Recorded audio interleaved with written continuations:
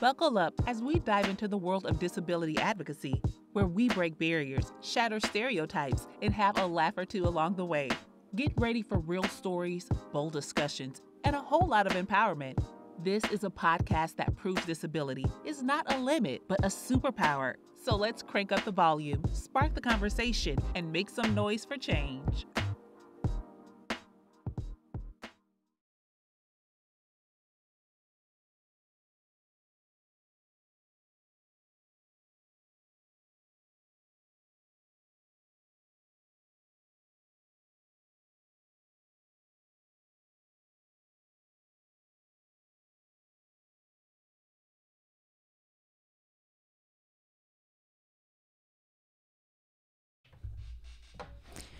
Welcome to the Inclusion Series. My name is Dakota Caldwell.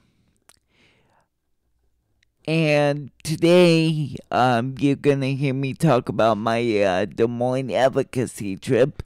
But first, I wanted to get to a couple housekeeping things. The first thing is there will be no video for this podcast for right now. My objective, the goal is to get as many episodes out as I can. I'm still thinking once a month, but I'm here because I want to give you hope, no matter if you're a case manager, advocate, whatever you may be. Maybe you're just a person with a disability that's like, man, I don't know if I can take it anymore.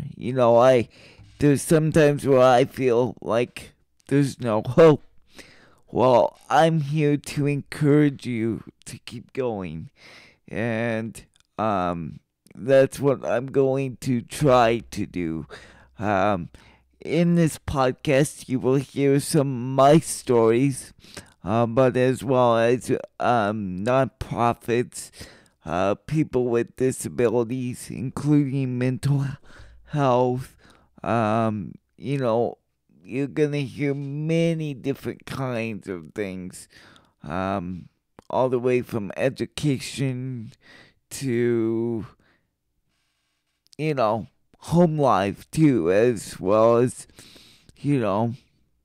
what we can do to advocate to make things better. Please note that this is the first episode of the podcast, so it might be a little choppy.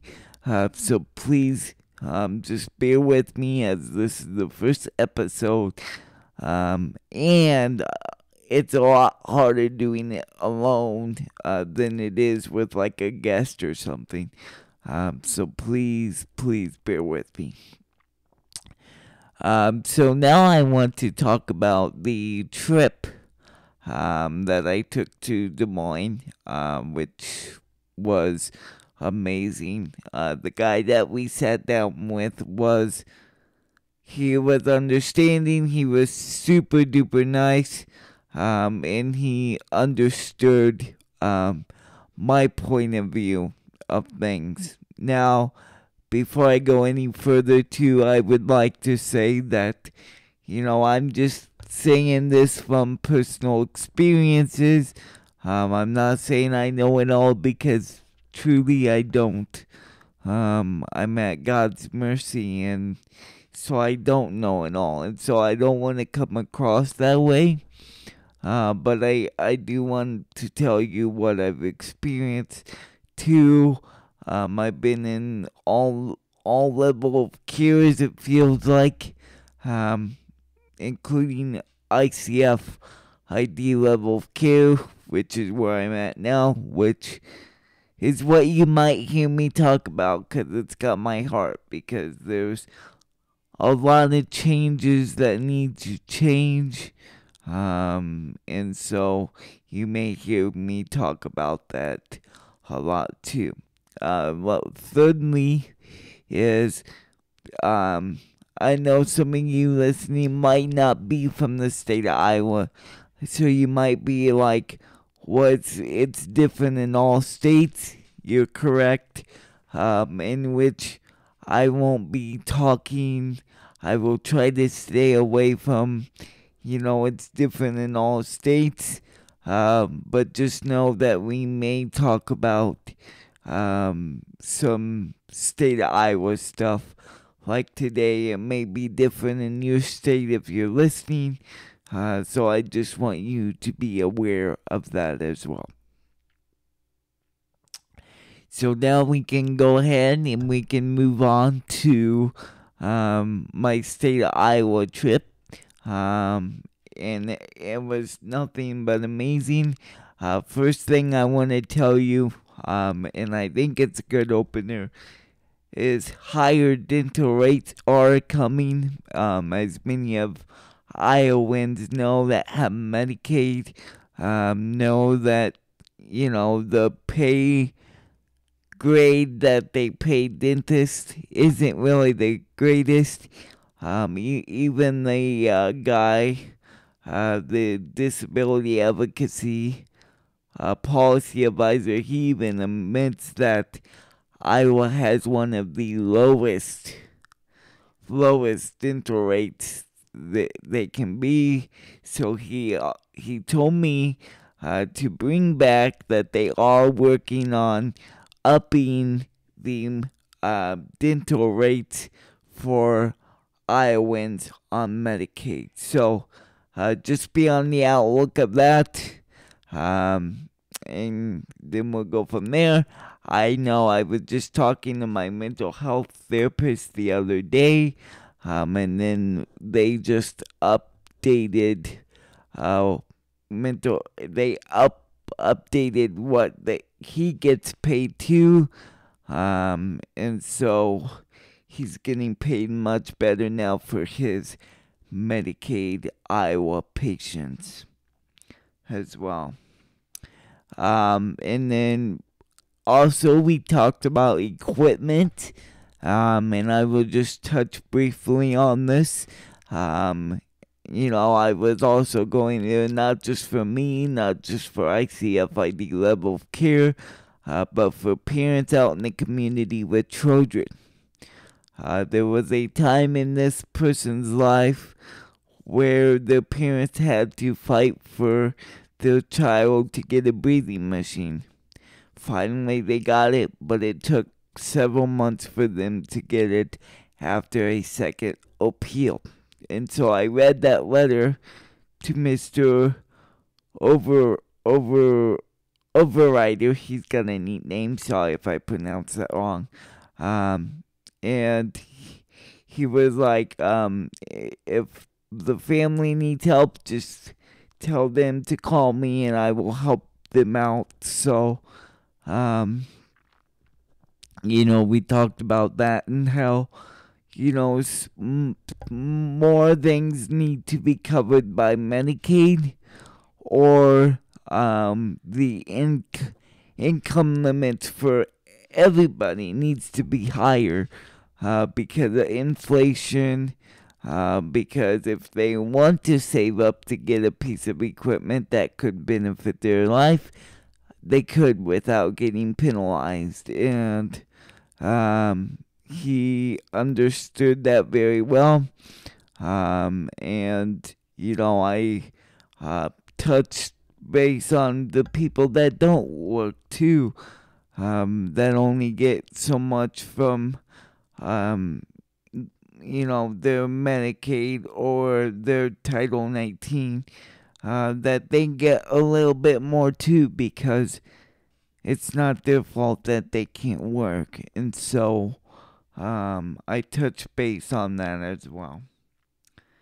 And so, I touched on a little bit of the lottery too. Not a whole lot, but a little bit on, how I think, that,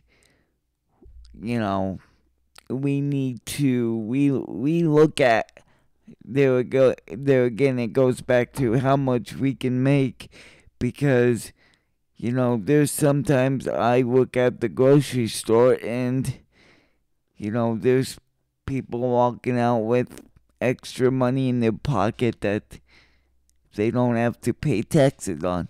Now, whether you agree with me on that or not, I don't know. Again, that's just my opinion. You know, I don't care if people play the lottery, but then, you've got a person with a disability that's, wanting to work, that's trying to work as much as they can, but then they get a pay cut, but then, yep, people can play the lottery.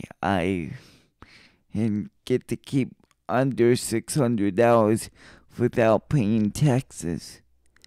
To me, I don't get that. And, I did my research.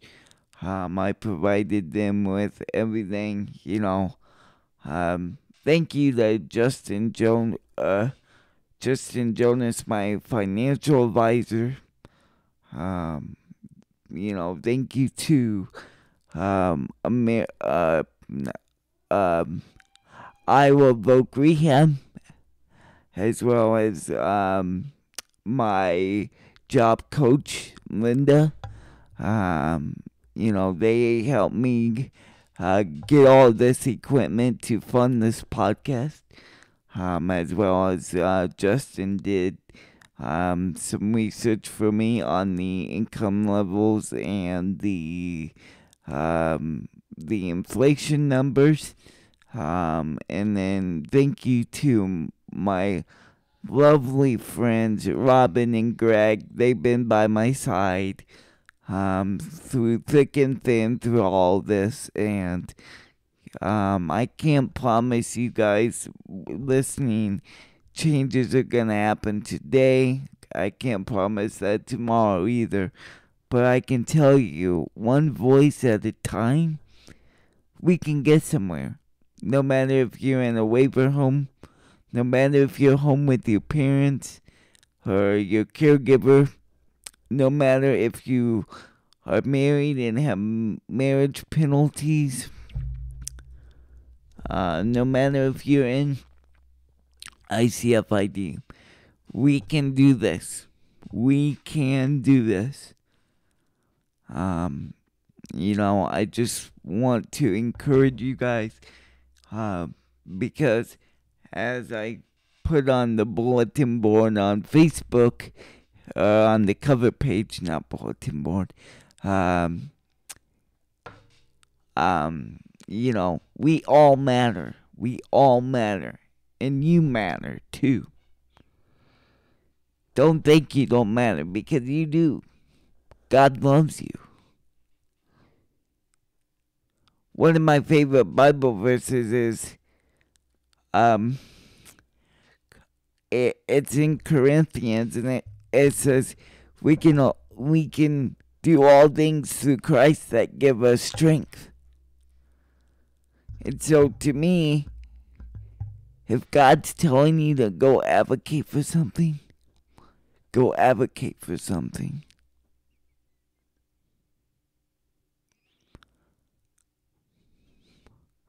God loves you. He cares about you.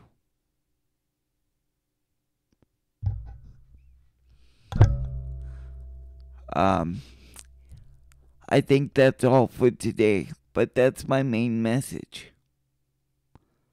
Is no matter if you're like, well, Dakota, I've advocated, I've tried, I've done this, I've done that. Go to the next step.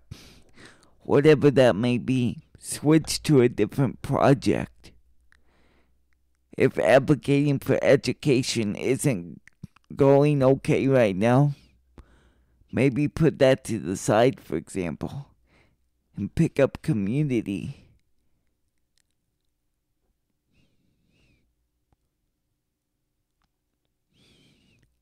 Whatever it may be.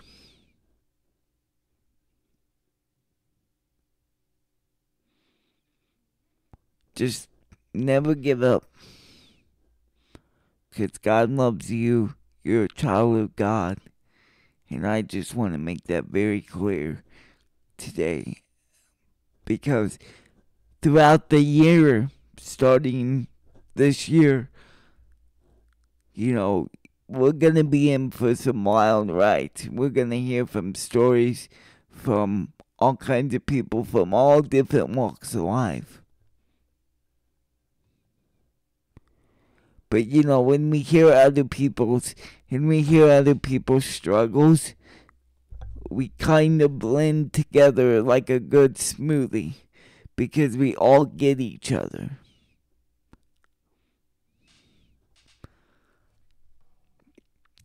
And I will leave you with that. If we all do advocacy work, we will all blend together. If we all talk about our experiences, we all blend together, and we do advocacy together.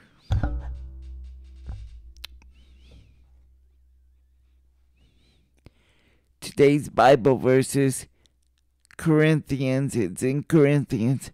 I can do all things through Christ that give me strength. Thank you very much, and I hope I didn't blab your ear off too much. My name is Dakota Caldwell. Have a great day.